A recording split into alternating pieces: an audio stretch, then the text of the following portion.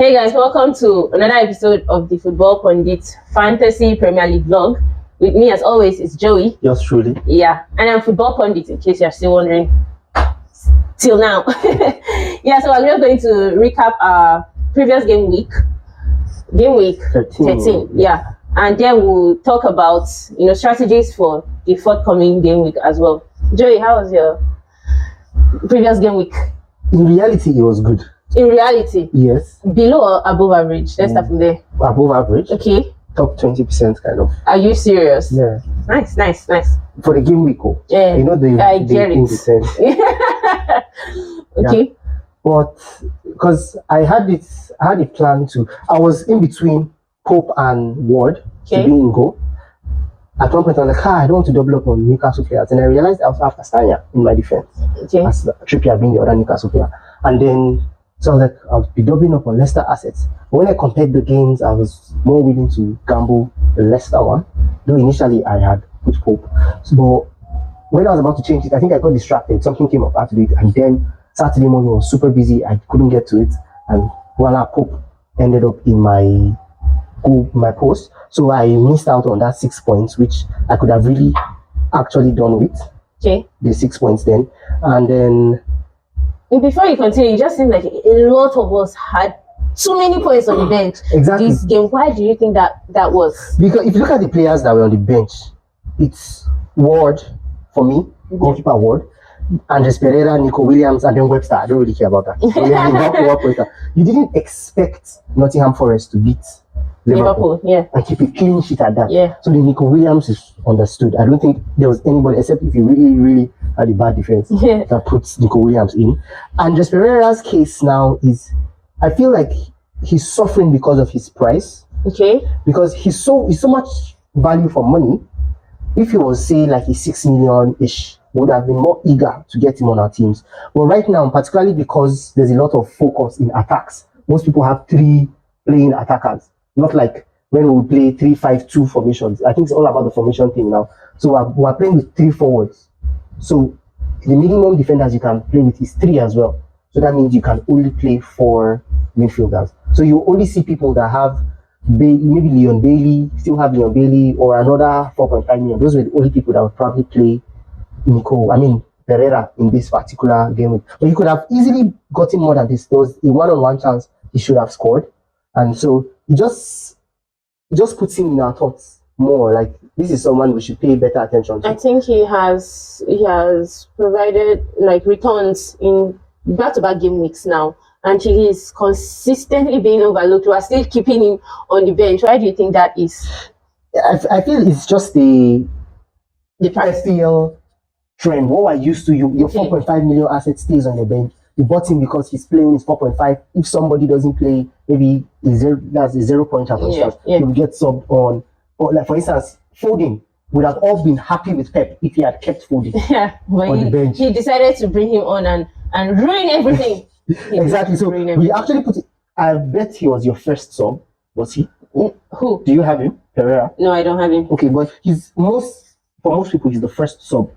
Okay. So he's that kind of guy that is up there, ready to come on. So how was your bench? How many points do you have on your bench? I prefer not to speak. I prefer not to speak right now.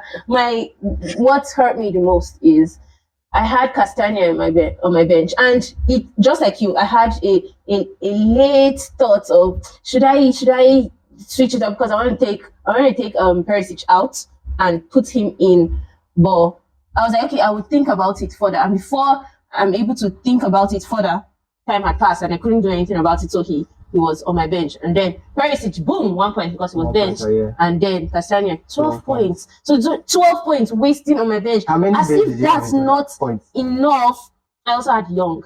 Ashley Young, I brought him 2 game weeks ago, and then boom, clean sheet, which was surprising to say the least because they just sacked their manager. Oh, Ashley Young was also on your bench. Yeah, that's what I'm saying.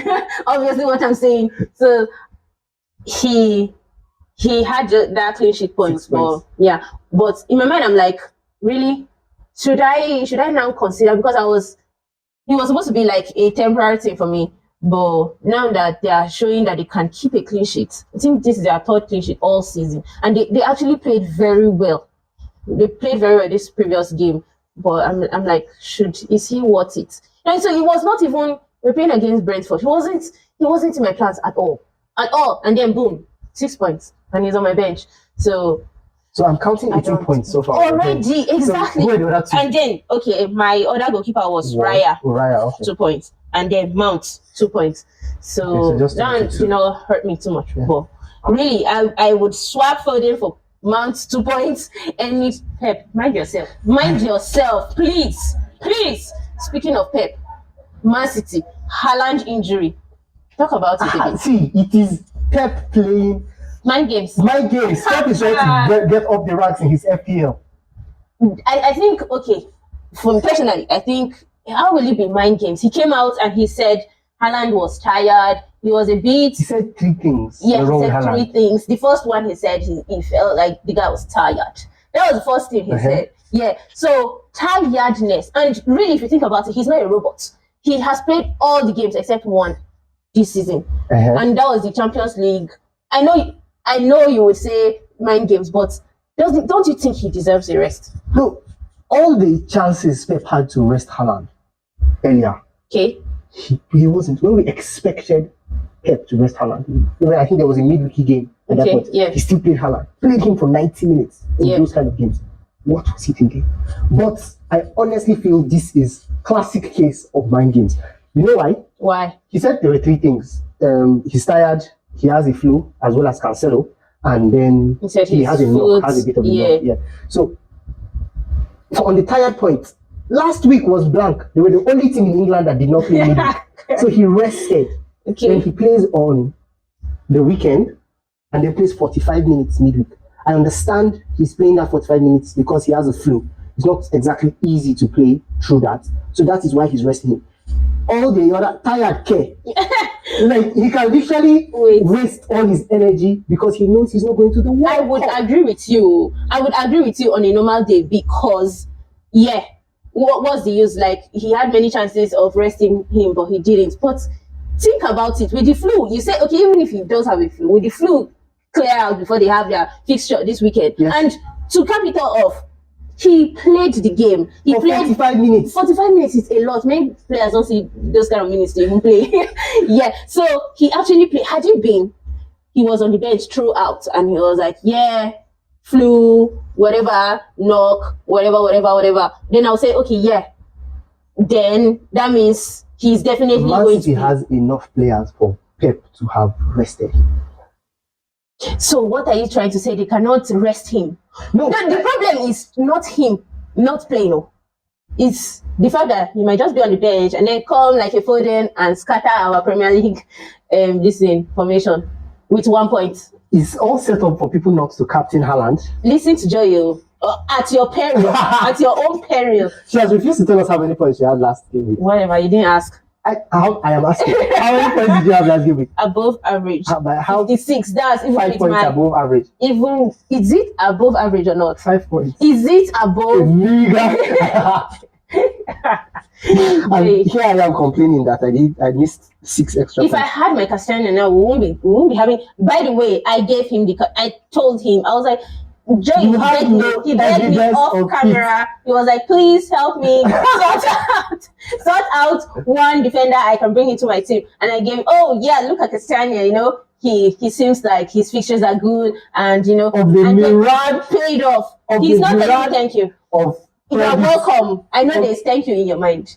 You are welcome. You are welcome. You are welcome. I would admit, I was admission. Not sure of which defender to go to. He now asked for my he now asked for my expert opinion, and I gave him my expert opinion. So you get one. Welcome. One. Joey, I practically gave you 12 points. This last game, 12 on a platter. And the week before, you understand? You're welcome. You're welcome. No other. With Haaland and Cancelo without, most people have both players. Yeah. Most people have both players, understandably so. Okay. Because Cancelo's ownership is 55.6, more than half of the game. Haaland, you know, is way above that. Okay. So, do we bench them? Do we sell them? No, what's your take? Both of them are going to play. both of them are going to play. Is the confidence for me, really, because in fact, many people had Foden captained, last week. Yeah, captain. As I think he was the most transferred in player as well. And then For 1 Trossard, point. actually. 1 point. Yeah. That's It's very hard. case of It's very heartbreaking. And you are saying we should gamble now. We should start and say, we should captain Haaland, set and forget. Because they are going to play. Haaland in particular. Okay. Even if he comes on in the second half. Did you see the Man City match? Yeah. Foden could have gotten points. Yeah. Even though he was on for 20 something minutes. He still could have scored.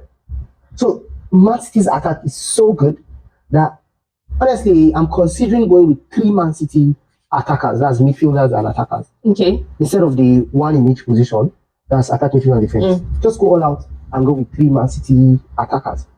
Because they are that good. And of all the teams in the Premier League, they seem like the only team that can beat someone 8-0, 6-0, 7-0. Okay. Even Arsenal, that is playing relatively well, top of the table and all, but they are not outrightly destroying their opposition. Okay. Yeah. So you're saying stick with your Man City assets, the flagged ones. Haaland is already flagged. 75% chance of playing. You know how FPL app tells you 75%, and then boom, the person starts. Yeah. So but I think it's for it to be flagged, I thought there's concern there. So okay, fine. We are starting him. Should we captain him? I am captaining him. At least for now. Except if the information again, guys. Information I get take his advice at your peril. At this moment, Haaland has the captain armband. At this moment, Joe is very sneaky. Next week, when we come here, he will tell me, how he woke up on Friday morning, still left Haaland, and then boom, in the night, he had a wake-up call and decided to bench him. Joe, just leave him at your own peril. Deviating from Man City, let's go to Liverpool assets. What happened that last week? I can't understand it. I still don't. So in a nutshell, people that swapped KDB for Salah. Even captained him. I think he was second most captained. Yeah. So tell me, should they stick with the Egyptian king or they should move on? Honestly, move on. Move on. Besides, you have a full, basically a wild card. Okay. In 3 game weeks time. So let Liverpool figure themselves out. Let's just watch how they play. Hopefully after the World Cup, they come back to themselves. So you're saying avoid Liverpool assets till Christmas. I know you've always been saying this, though. It's not the first time you've come here and you've said so. You've always been anti-Liverpool. This season, yes. Yeah, but they have good fixtures if you think about it. They have had good fixtures. Nottingham Forest was a good fixture. Truly. That's why they were Salah captainers. Yeah. What happened? Yeah. A clean sheet. Nottingham Forest kept a clean. Yes, Nottingham Forest have been playing better. Okay. But come on. Okay. And Klopp's inconsistency as well. Salah is in the middle, Salah is out wide. I don't think it's helpful. There was no Darwin Nunez that last game in the squad at all. So maybe he will be available this game week. We are not sure yet. What do you advise Darwin Nunez? I know many people that brought him in because he had scored in the previous year. So what do you think they should do with him? I think there's better value elsewhere in attack. I mean, if Haaland wasn't in the Premier League, everybody would be raving about Kane. I feel he's the only other premium that is actually premiuming, for lack of better words. He's the only one that is performing at that level, consistent. And I think the commentator said Kane got his regular goal. He scores every game. Like he's consistent, isn't he? He's not banging in hat-tricks like Haaland is doing, but he's scoring consistently. Yeah. So I really feel we should be doubling up on Haaland and Kane. Okay. I think that's one really overlooked. A lot of people have. But if you go there, if you want to go there, Haaland and Kane up front, what about Mitrovic? I have a Mitrovic question. You have a Mitrovic conundrum. Yeah, you have all 3. You have all 3. You have enough money to have. Do you have Mitrovic, Kane, and Haaland? Yes. Really? Yes. Whoa. Mitrovic is not a premium. He's just what 7 million. He is not. But when you shelf in as much money for Haaland and Kane, yes. Question: who is in your defense and who is in your midfield? I know you go for budget midfield. You've been singing about it this season because the premium assets are not, like I said, premium. Yeah. Bruno Fernandes, Chelsea Sterling, Liverpool Mo Salah. Even De Bruyne is not too far away from Foden. He's the highest scoring player right now, but after the midfielder, that is, he's on 70 points. After him is Almiron, 60 something, then Trossard, then Foden, then Saka, then Martinelli. So if I can have all these, I literally pick those 5 players that are almost, some of them are almost half of De Bruyne's price. Okay. I'm getting way better value for money, and then I can put that money in attack, in where they are performing better, because Kane has outperformed De Bruyne, and Haaland obviously has outperformed him as well. I'm sure Mitrovic wouldn't be too far away in terms of the number of points from, and they have less points for goals. So I think there's so much value in attack this season. So that is why, and it's the mid-range midfielders that are performing. So the whole template this season is just shifting. I think it's really important in FPL to be flexible and willing to adapt your team to how it is, because I didn't start the season well. Okay. And then I had to, when I realized this was the trend, You had to re-strategize. I had to re-strategize and change, because I stayed on Salah for way too long. Okay. Yeah, but then eventually took out that Salah. I didn't mention Son. Son is another one. Midfield premium not performing. So we just need to focus on, to get those green arrows, you need to find where. So, in a nutshell, ditch your Egyptian king, no matter whether he has green fixtures or not, and then Darwin Nunez too, that out, not down in. So that out, send him out too. So we're done with Liverpool assets. Absolutely. Chelsea assets. Another one that is. They're not standing out. Yes. They're not standing out. I know Mount had those 2 good games, but then afterwards he blanked last game week, and they don't have a solid back line. I honestly don't know what they played. I don't know what they played last week. Chaluba, Aspilicueta, Cucurella. Yeah. So you're not sure who is playing. It's worse. And then they are struggling in attack as well. Yeah, exactly. There's this lack of, for me, it's creativity that's the word. I think they really miss James. Okay. They really miss James, because James is definitely a huge attacking threat.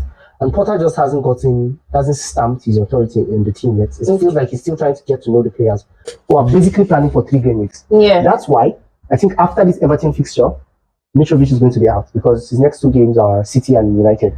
Okay. So as good as he has been, and I know he can score against anybody, scored against Liverpool, against Arsenal, but I think Man City and Man U are not the best games. So there's value elsewhere. Skamaka, for example. So someone might also say DCL is back. That's your own peril. What do you think about Skamaka? I watched the game against Bournemouth, and to an extent, I was like, I would rather have Skamaka than Bowen, because number one, Bowen is off pens now, because he missed the one against Liverpool, and then he jokingly, I don't know how true it is, he jokingly said that he's off pens now after missing the last one, because they had already substituted him out of the game before that penalty was taken in the previous game against Bournemouth. He had already left the game before Ben Rama took the penalty and converted. So it might just be that Ben Rama will be on pens. They have good fixtures. And Skamaka, I feel like he's more direct. Of course, he's a striker. You expect that from him. And Bowen, he played too deep for me. Suchek and Skamaka were more direct, more in the box, more, and I felt like, it's like my Bowen days are over. I know they have good fixtures going forward, but I think I'm going to have to ship him out. West Ham actually have good fixtures, even after the World Cup. I know they are going to have a very bad Boxing Day against the Arsenal. But from the end of the year, 30th, it's Brentford, then Leeds, Wolves, West Ham. So they're not bad fixtures. Even that's through February. Then I think you are going overboard, because you rightly said we should concentrate on 3 game weeks before the exactly. For those of you that don't know, after the World Cup, you get a free wild. Unlimited transfers, you have a wild card, an additional wild card, like a third wild card. So you, after these 3 game weeks, now you can decide to I want to start afresh. So what you should be aiming to do is, fix your squad for these 3 game weeks that are coming, and then when the World Cup comes, you can just refresh your squad. But I feel one dangerous thing to do would be to just sell anyhow. Like It's no VCs that sell anyhow, like selling Haaland after all his price rise. I'm waiting for you to Exactly. buy him again. Like, exactly, why would you do lose that? so You much lose- value. Yeah, That's the thing. That's what I'm trying to warn against. Actually, just yeah, like you said. you shouldn't do that.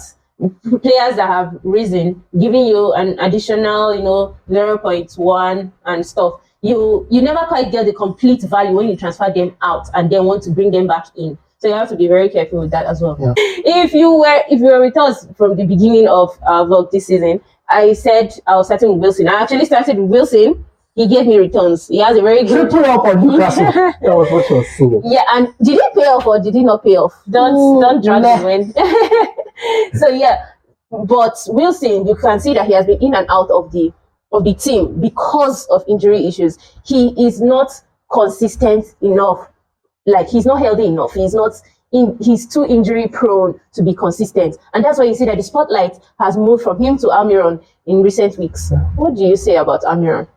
Almiron has actually Only outscored by Haaland so far this month. right now, yeah. And they have a good run of fixtures, actually.